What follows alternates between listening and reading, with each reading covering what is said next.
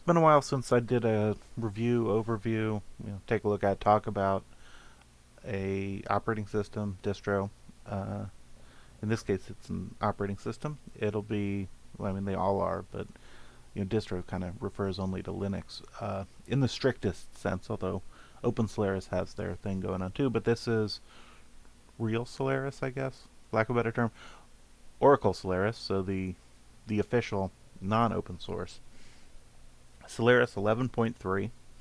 Going to go through my typical process here, which is I'll talk about it while I install it in a virtual environment and see what the useful features I like, don't like are as we go through it. I'll fire this up. In VirtualBox, one of the nice things about VirtualBox is it does run Linux, Windows, Solaris, I think Mac OS as well. So you get the same hypervisor setup on all your platforms. QEMU will run most of those places too. I do some stuff with KVM QEMU. Obviously a lot with VirtualBox here. I'm going to give this guy 4 gigs of memory and a 36 gig drive will be plenty to play around with. I just got to put it in the right place.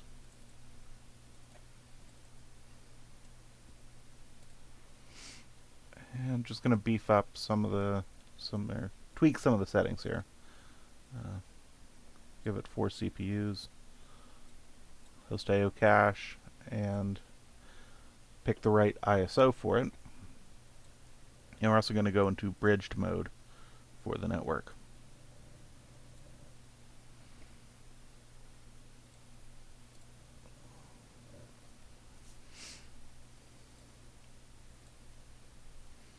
So recent versions of Solaris for x86 use grub.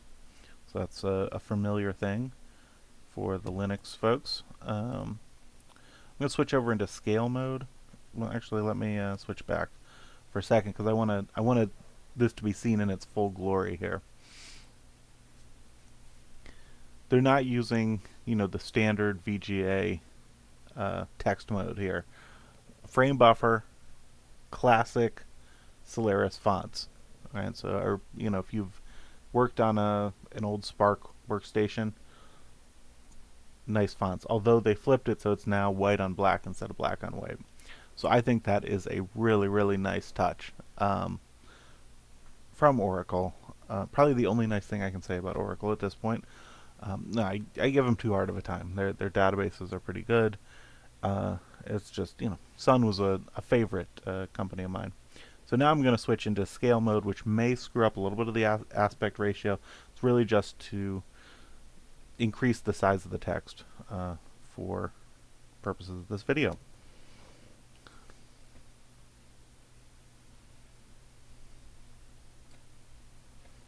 That's not too badly screwed up in terms of aspect ratio, and hopefully it will show up decently.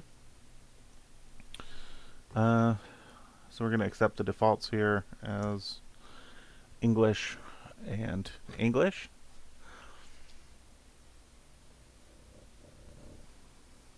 And proceed on.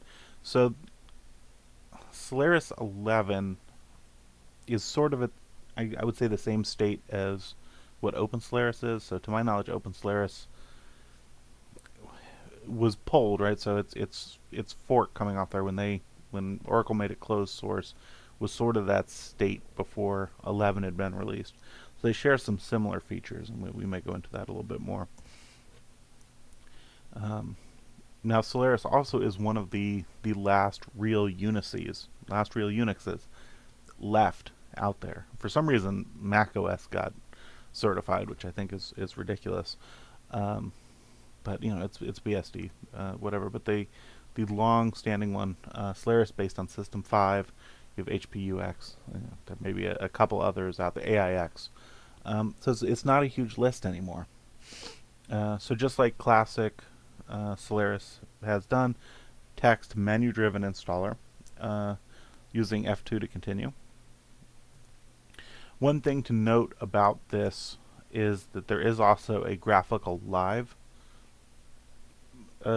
image, so you can boot up in that. You get a windowing system. This is their text mode installer. Uh, I guess designed for the most common use of Solaris on servers. Um, but you can use the live installer. It's pretty easy here, and leave a comment if you want to see how to install the desktop, CDE, other bits of graphicalness on Solaris 11.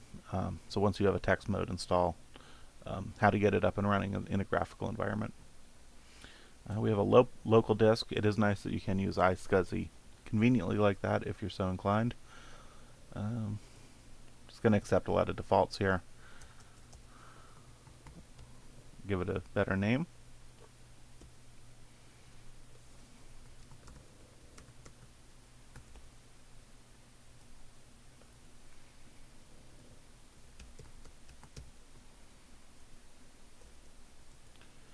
And I don't know, I'm probably being American centric here, but it seems like and this is in drop downs all the time, and it's alphabetical. I know is even and fair, but you just think the number of people say using it should be these lists should be ordered by likelihood of use. Maybe I don't know, just a thought. So, but the number of people who downloaded or some metric just rather than alphabetical. Just an annoyance to always have to scroll towards the bottom of the list, but could be worse. Could be in the Virgin Islands. And of course, Central Time here in Texas.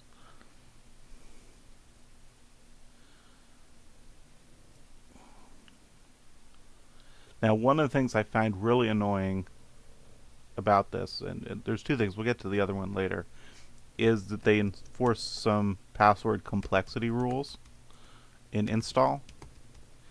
And if you have a machine on a local net, say my home lab here, let me put whatever root password I want. Don't require a certain level of password strength.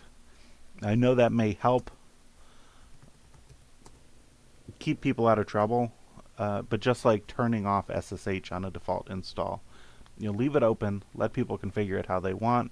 If they get burned, the burned hand teaches best, right? So if you have something public, have a good password.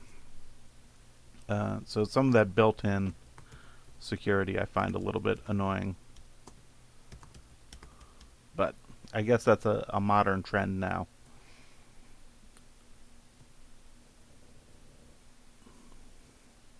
So this is gonna churn for a few minutes and install. And a little bit about Solaris history while we wait.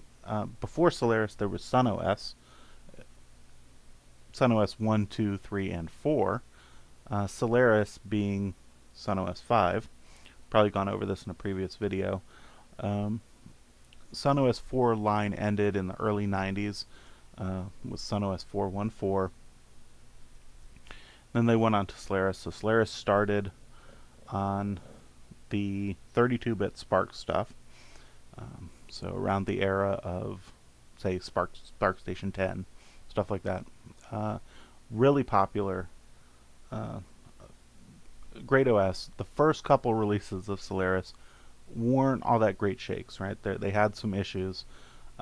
Really by Solaris 2.5, 2.6, it was probably the best of breed out there.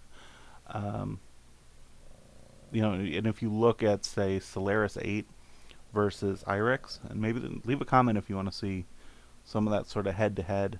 Just the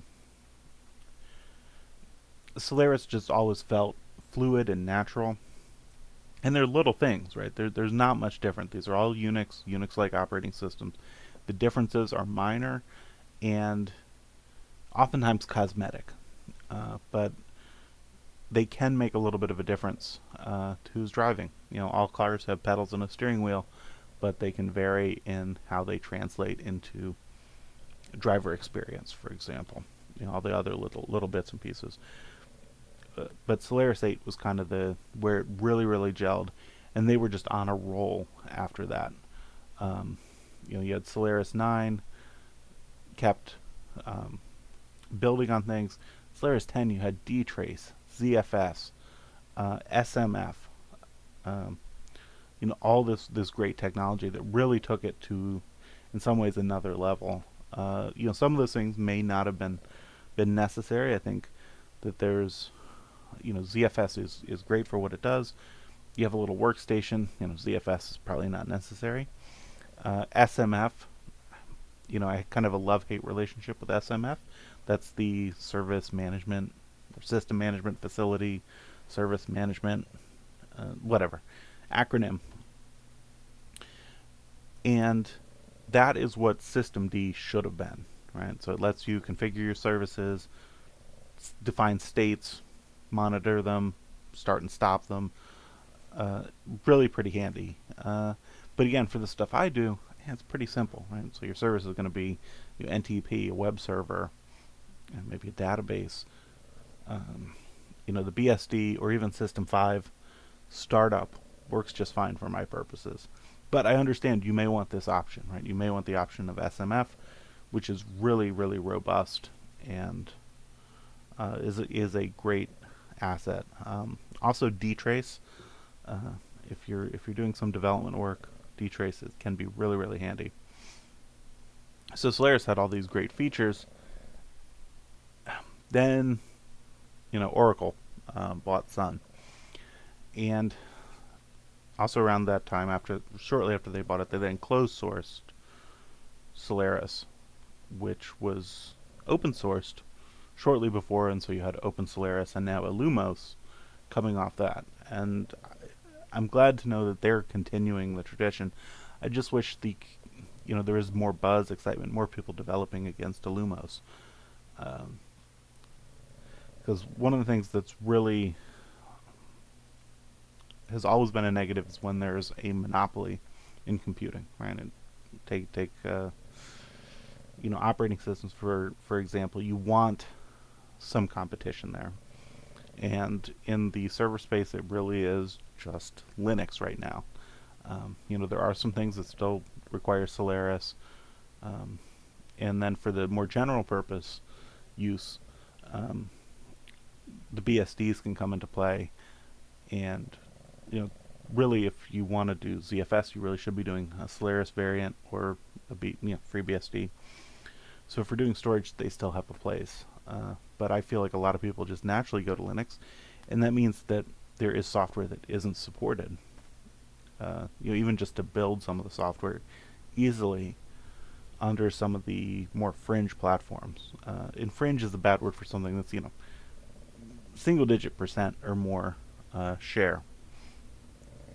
So I wish more people were using Illumos. I know it's decently popular, but my dreams of a 50-50, Linux and then everyone else, probably not going to happen. What bothers me, and at my real job, people are running actual servers, doing actual work with Windows when they don't have to. Software that's available for both Windows and Linux, from places like IBM.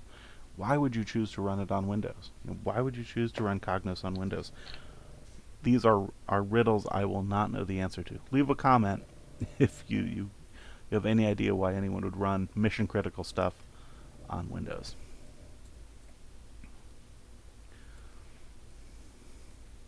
So that was a lot of talking. So let's have to reset here.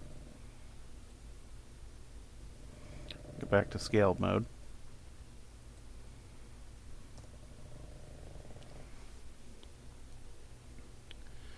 And this is going to take a minute to load the service descriptions. Again, as I said before, leave a comment if you want to see more about SMF. We may just touch on it briefly here in this video. We're going to look at, hey, what's included, what batteries are included here with the Solaris 11.3 default install. How do you install a package? How do you start and stop a service, etc. So nothing too exciting. But it's going to go through this, it's going to reboot, and should be able to go from there.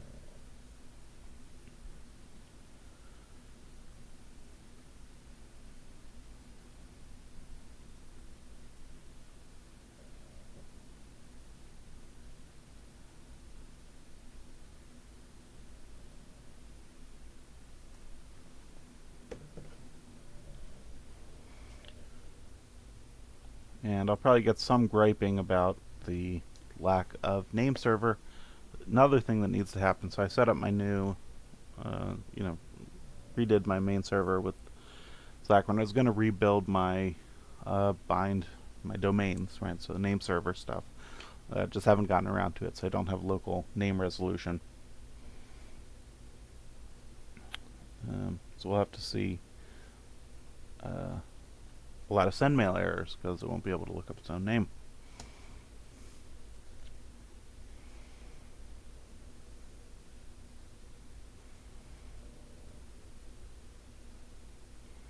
And once this is booted up, obviously, I think we'll switch over SSH in.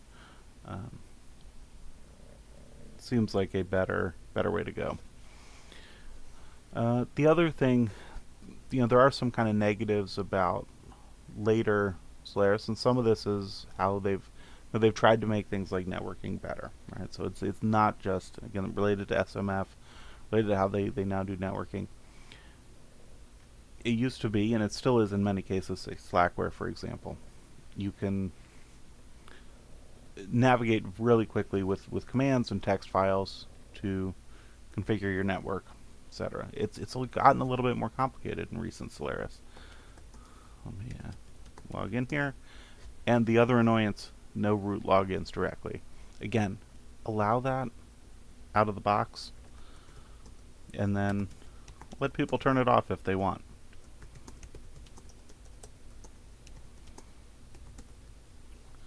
So our network is up, so we'll just go ahead and SSH in.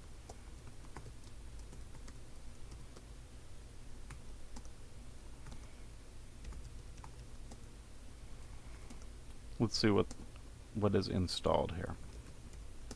Take a look at the pools and how they're laid out. So pretty standard stuff for Solaris here with the root pool. And used about 6 gigs for the install, maybe a bit less. Some of that's overhead. Let's see, do we have GCC? Do we have CC? No. So let's say, take for example, we want to, do we have Emacs? VI. Yeah, of course we have VI. But it's Vim. It's no longer real Unix VI. It is Vim, which is a little annoying. Let's get over to root here.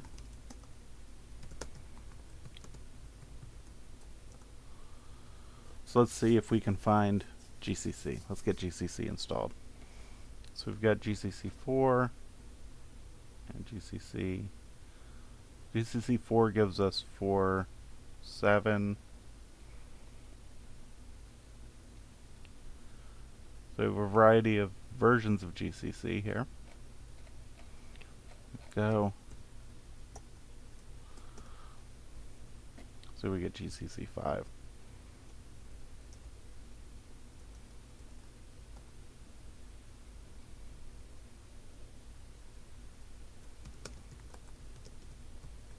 Try it anyway.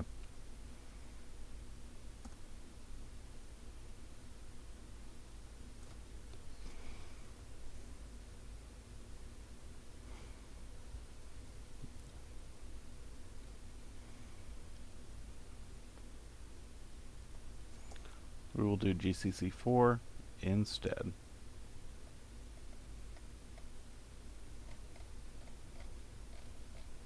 Could have sworn there was a GCC 5 here before. We'll do GCC 4.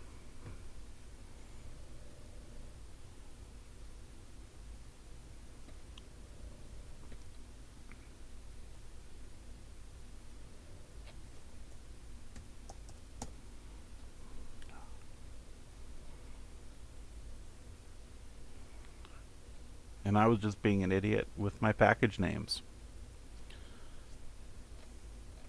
So there's a better way to define that, and I could have avoided some missed hits. Let's see, there's GCC 5.3. So we'll see what we ended up with.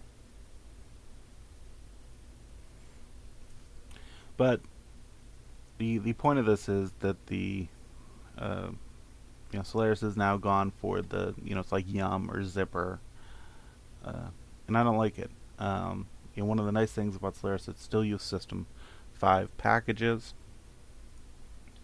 which was nice. Old school, the packages came in different, slight flavors. It made sense. You would package add. You could package add, give it a directory, package add from a disk.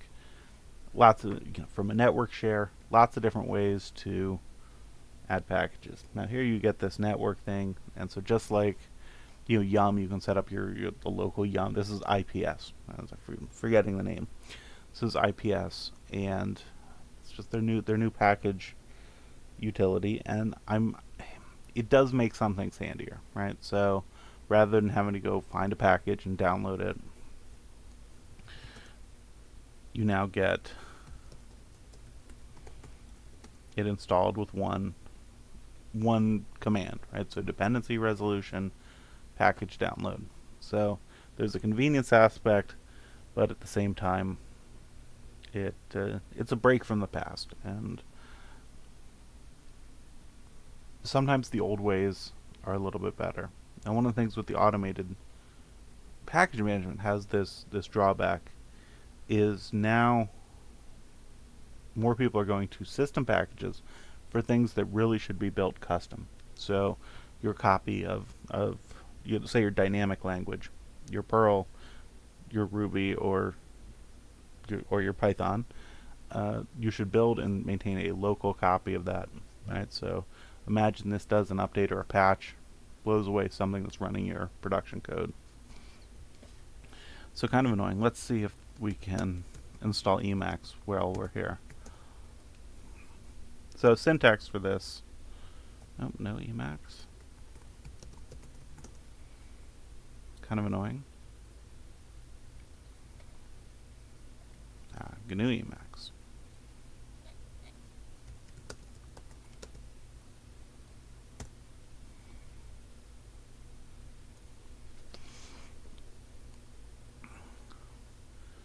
So again, decently handy. If you were to put, say, the Solaris Studio, the latest compilers, on here, you would use the same method, right? So they're going to give you basically like a repository locator. So kind of like you would do with adding a Yum repository. You do that by an RPM, so this would add that, and you could go then pull down the packages. I guess it is the modern way to distribute things. It just seems to me an added extra step. So we're here. You don't get a whole lot in your default install here. If it doesn't even come with a compiler out of the box, or Emacs, right? So compare that to, say, what is it, roughly 10 gigs on Slackware. You get a lot of stuff here where, okay, maybe we're only like 4 or 5 gigs of space, but you don't get as much. A Solaris 10 install, if I recall, got you a little bit more. It is annoying that you get Vim instead of VI. No reason for that whatsoever. Okay. We have Emacs. What else are we going to look at? We're going to look at SMS. So, services, SVCS, gives you a list of what's running. This is the condensed 2-minute SVCS, right, in 2 minutes. Give it a -A, you'll get everything, including the disabled stuff. So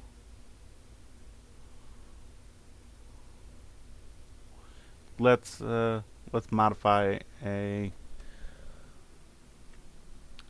something, right? So let's enable telnet.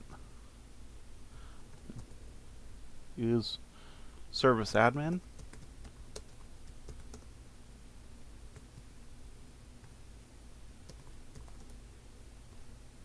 So now we should have telnet. Let's see if we can telnet in there.